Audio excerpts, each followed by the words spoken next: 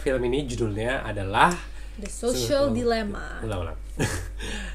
Hey guys, welcome back to Screen Addicts di YouTube channel bersama gue Albert dan ada Karissa. So today kita bakal ngomongin sebuah film yang menurut gue tuh sebuah eye opener ya, sebuah pencerahan, sebuah epiphany, apalagi di zaman kita yang sekarang ini ya, di zaman teknologi yang begitu maju, di zaman teknologi yang begitu canggih, di mana sosial media tuh mendominasi hidup kita ibaratnya. Dan film ini judulnya adalah The Social Dilemma.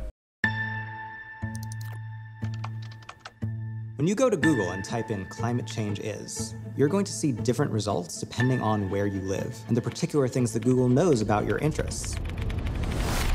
That's not by accident, that's a design technique.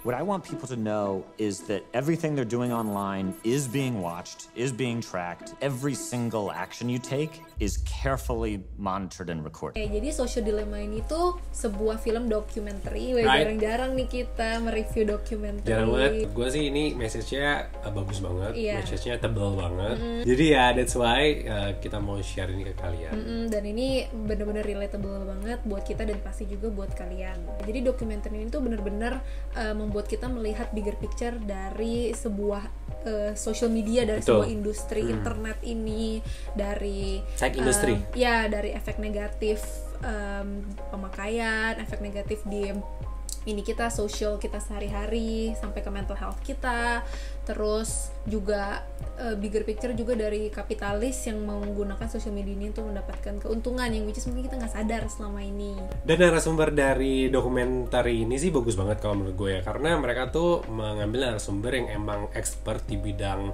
tech industry, di bidang social media, dan beberapa juga merupakan former petinggi-petinggi social media. Ada yang founder, ada yang engineer dari feature-feature yang kita pakai sekarang, dan beberapa ahli-ahli di bidangnya yang udah punya gelar PhD. Bahkan ada dari investornya Facebook juga. Betul, early investor.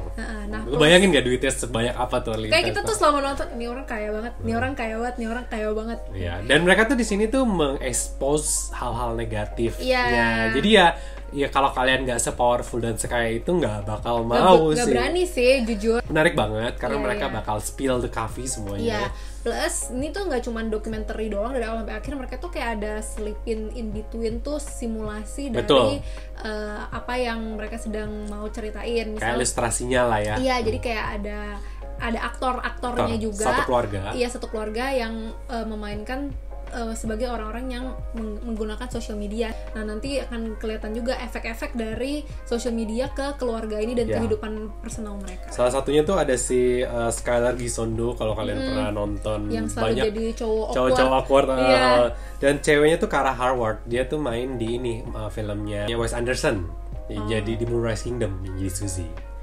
Gitu, jadi ya ini lumayan banget sih. Gitu. Kita mungkin bakal lebih fokus ke apa sih yang kita dapat dari dokumenter ini gitu ya. Kita mau ringkasin ini ke kalian semua, apa yang kita dapat kita mau share ke kalian semua, and things we learn from the social dilemma. The first one adalah tech industry is facing a problem but they don't know what it is. Ini tech industry ini lagi menghadapi problem yang mungkin rootnya nggak tahu di mana, gitu. Di mana mereka orang-orang tuh, kalau kalian lihat sekitar kalian, orang-orang attach banget sama screen. Menurut gue lebih ke ethical consequence dari yang mereka ciptakan. Itu mereka tuh masih nggak ngerti kalau ternyata apa yang mereka ciptakan itu benar-benar mengubah banget environment social di kehidupan manusia gitu loh. Betul. Social media is not the product, we are the product. Jadi kalau kalian nonton ini dokumenter ini, satu quotes yang bener-bener ngena banget adalah, if you are not paying the product, then you are the product gitu. Keren banget gak sih? Kayak kita pakai social media selama ini juga emang gratis-gratis aja sih ya. Semuanya gratis, semuanya free. Dan entah kenapa hidup kita tuh jadi berputar banget di kehidupan social media ini. Kayak itu mean so much banget di kita untuk di accept di platform ini, nggak sih? Tapi kita kan sebenarnya nggak bayar. Nah, ternyata dia jelasin tuh di balik semua itu tuh advertiser tuh yang sebenarnya membayar Facebook or Instagram or anything untuk kita sebagai produknya. Jadi kita yang diperjualbelikan gitu loh sebenarnya. Secara kita tidak mengetahui. Kalian tahu gak sih cuman 2 industri yang menyebut customer mereka user. Yang pertama adalah illegal drugs dan yang kedua itu adalah software. Gitu. Jadi ya that's why. Lanjut yang ketiga adalah kapitalis set our future. Big companies tuh punya data kita, mereka record segala kegiatan kita di situ dan itu menjadi sebuah data yang besar. Jadi big companies tuh tahu apa yang kita suka, apa yang kita nggak suka. Mereka tahu behavior kita, sehingga mereka bisa set future mereka tuh mau kayak gimana. Gue kan kerja tuh di industri fashion atau retail. Ya. Setahu gue tuh setiap tahun semua brands terkenal gitu tuh mereka selalu berkumpul ya sebelum mereka launch collection mereka nih tahun depan, mereka selalu kumpul dan mereka tuh udah setuju di satu, misalnya colornya apa aja nih yang akan jadi tren untuk tahun depan, style apa yang mau dikedepankan gitu. Menurut gue itu juga adalah mereka mengatur di balik layar ya feed dari social media kita yang membuat kita tuh jadi berpikir di tahun depan itu akan ngetren ini. Kayak contoh ya tie-dye nih, kayak lagi di mana-mana kalau kalian lihat sekarang tuh semua orang lagi pakai tie-dye yang pajama style gitu, kayak kenapa? Iya, kenapa tiba-tiba semua brand kayak gitu? Maksudnya kan pasti ada pemain di belakang layar yang men-set trennya sehingga di kepala kita keren. Padahal dulu ya gue inget banget gue tuh mikir tie-dye itu alay. Kenapa tiba-tiba sekarang jadi tren? Itu kan gara-gara persepsi kita aja ngelihat orang-orang pakai terus setiap hari dan yang di balik layar itu kan sebenarnya pasti ada orang yang lebih tinggi lagi yang membuat kita shift behavior kita gitu loh. Next, nomor 4 yang gue dapet dari dokumenter ini adalah every action we made on social media is recorded. Jadi ya semua kegiatan kita like apa, kita search apa, kita ngapain, mau kita share apa juga itu semua recorded. Iya, even yang lebih serem lagi kayak misalnya Facebook atau Google gitu, mereka udah record semua data-data kita ini. Mereka tuh membangun superkomputer atau disebutnya AI untuk nge-feed kita hal-hal yang mereka udah tahu nih kita suka apa. Dan supaya attention kita selalu di social media dan kita nggak bisa berhenti lihat, dia tuh push kita feed yang memang apa yang kita mau gitu. Itu kan membuat kita jadi addicted. Ya benar. Bakal ada 3 goals yang mereka bakal capai di sini. Yang pertama itu adalah engagement. Jadi seberapa lama kita engage terhadap platform mereka. Yang kedua adalah growth, dimana seberapa sering kita nge-share ke teman-teman kita, recommended video ke orang lain, undang teman kita untuk join platform itu gitu. Yang ketiga, selama kita melakukan 2 itu, mereka akan melakukan advertisement. Nomor 5, social media company knows how your mind works. Ini kalau kalian dengar kata ini serem banget gak sih? Kayak seolah-olah terus social media company itu tahu apa isi dari otak kita gitu loh. Dari kayak mereka tuh mengilustrasikan ini dengan seorang magician. Jadi mereka bisa menipu konsumer ya. Iya, gitu. Mengalter reality kalian. Betul. Gitu lah. Lanjut ke nomor 6 yang kita dapat adalah we are the lab rats of social media. Jadi ya ini serem juga karena setiap harinya sosial media tuh berkembang dan setiap harinya mereka tuh develop new things, new feature di sosial media dan kita ini adalah kelinci percobaannya, tikus percobaan mereka. Nantinya tuh mereka akan share tools itu ke advertisement yang membayar mereka. Jadi kita tuh hanyalah sebagai kelinci percobaan di sosial media ini. That's our roles gitu ya. Itu serem banget sih menurut gue. Nomor 7, technology always evolves but our brain doesn't. Jadi kalau mereka jelasin ya di dokumenter ini, teknologi itu adalah sesuatu yang berkembang tuh paling kenceng dan paling banyak mereka dari semua teknologi. Mereka bilangnya tuh multi eksponensial.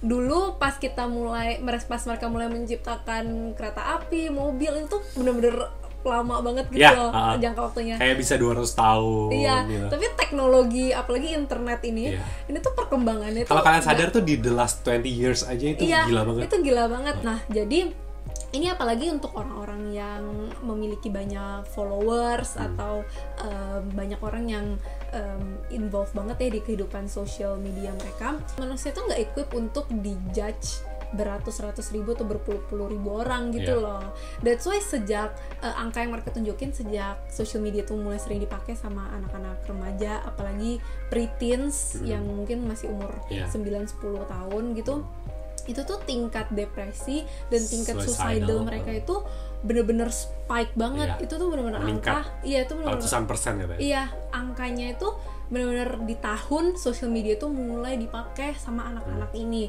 Beauty didefine oleh social media. Iya, kayak standard of beauty di social media itu nggak masuk akal. Iya, highest banget. Cantik banget. Jadi Instagram model, Instagram tot. Iya, dan kita umur segitu nggak mungkin gak sih bisa secantik itu. Dan anak-anak ini jadi memiliki pressure untuk tampil seperti itu, makanya tingkat depresi itu tinggi banget. Iya. The next thing we learn from this documentary adalah you see what you wanna see on social media. Dan ini menarik banget, sebuah fakta yang menarik banget. Jadi kalau kalian Google search nih di Google, dan misalnya yang kalian cari adalah what is climate change gitu, itu suggested search-nya bakal beda-beda sesuai di mana kalian tinggal. What is COVID-19? Iya, itu bisa beda-beda. Mungkin bisa keluar, kalau di Amerika mungkin bisa keluar COVID-19 is a hoax, COVID-19 is a konspirasi. Informasi yang kalian pikir semua orang dapatin sama kayak kalian, ternyata tuh beda. enggak. Karena ya balik lagi yang tadi kita udah pelajarin, di mana ya ini setup dari ya mungkin search engine, dari algoritma mereka, betul, apa yang kita udah record, apa yang kita suka. Jadi you see what you wanna see on social media. Next, false information makes more money than the truth. Right. Oke. Jadi ini tuh lebih jatuh ke berita-berita hoax gitu ya. Mungkin kalau di Indo lebih ke WhatsApp group dan ya Facebook juga sih. Kalian bisa bayangin gak sih orang-orang yang kaya menggunakan tools ini tapi niat mereka jahat gitu. Propaganda atau untuk hate speech, election, apalagi di Amerika kan mereka bentar lagi elections. Itu social media itu benar-benar berpengaruh banget ke persepsi orang gitu. Mereka tuh kayak nggak mikir sesuatu yang mereka keluarkan online itu juga mempengaruhi action offline. Contohnya kayak dia jelasin konspirasi Pizzagate. Kalian tahu kan Pizzagate itu tentang pedophile sex ring yang katanya mereka ketemuin di toko pizza. Tapi sebenarnya mereka, kalau kamu order pizza, kamu kayak order anak kecil gitu untuk kamu pakai gitu kan. Dan ini tuh sebenarnya juga kayak belum ada orang yang tahu kebenarannya, dan kemungkinan besar memang hoax karena udah diselidiki juga katanya nggak ada apa-apa. Tapi ini sampai membuat salah satu orang yang sampai invest banget nih, karena kan ini bener-bener grupnya lebay banget ya, sampai bawa senjata ke toko pizza untuk menyelamatkan anak-anak yang nggak ada gitu. Basement aja katanya dia mau menyelamatkan anak di basement, padahal basement aja nggak ada di toko pizza itu. Ini kan semuanya tuh efek dari sesuatu informasi yang dia dapatkan online. Mungkin contoh lain kalau di Indonesia kayak kemarin video yang viral tuh si Anji yang ngomongin soal si Anji kayak kasar ya. yang ngomongin si Anji, dia kan punya YouTube channel, terus dia ngomongin soal vaksin COVID-19 sama seorang profesor. Itu kan video dia viral banget, semua orang mungkin ada yang percaya, ada yang nggak percaya gitu kan. Jadi ya itu tuh kayak hal yang belum tentu benar itu jauh lebih menarik dibandingin the truth-nya. Itu sih, jadi ya that's why orang tuh kenapa pingin bikin hoax, orang kenapa pingin buat sesuatu yang nggak benar ya, that's why mereka tuh pingin mencari sensasi, karena hal-hal itu tuh lebih menarik daripada the truth. Tapi ya gitu, efeknya bisa buruk banget, bisa civil war, bisa genocide, itu semua bisa diaktifkan dari social media juga. That's why sih ya, serem banget. And terakhir adalah in the end it's up to us. Jadi ya itu kembali lagi ke kebijakan kita masing-masing sebagai user ya. Gue setelah nonton film ini sih jadi agak serem gitu loh sosial medianya. Kita jadi takut lihat HP, bener-bener sambil nonton tuh kayak notif HP kita nyala ya. Kita takut. Gue tuh jadi kayak iya betul, kayak gue mau mencoba untuk mematikan beberapa notification gitu loh. Karena dia juga bilang semua teknologi tuh namanya hal yang baru ya ada dua sisi dong, positif dan negatif. Betul. Semua hal. Future yang di-shape dari social media, dari internet ini tuh memang kata dia bisa memunculkan dua dunia, utopia dan distopia. Betul. Utopia kan bahagia, which is gimana ya, kita memang kebantu banget dengan teknologi, dengan kita bisa pesen Grab, GoFood gitu-gitu tuh kan kayak membantu hidup kita banget ya dibanding zaman dulu. Betul. Tapi ya ada sisi negatifnya, which is negatif ini tuh bisa jelek dan parah banget gitu. Menurut mereka bahkan bisa kayak kiamat gitu ceritanya dari social media ini. Oke, that's all untuk 10 hal yang kita dapatkan ya dari film ini, dan menurut gue ini recommended banget untuk generasi kita. Semua orang harus nonton, menurut gue kayak crazy banget. Iya, kalian harus banget tahu. Ya, kalau bisa rekomendasiin ke semua orang film ini, dan ini eye opener banget, membuka insight kita. Gue bisa kasih rating film ini 9 dari 10. Gue 10 deh. Assuming informasi yang gue dapetin semua bener ya. Harus fact check juga. Oke deh, that's all untuk 10 things what we get from this movie, The Social Dilemma. Thank you guys for watching this video. Jangan lupa share video ini karena menurut gue ini video kita juga berguna, ya. Dan jangan lupa like dan subscribe video kita. And I'll see you guys in next episode. Bye bye. Bye.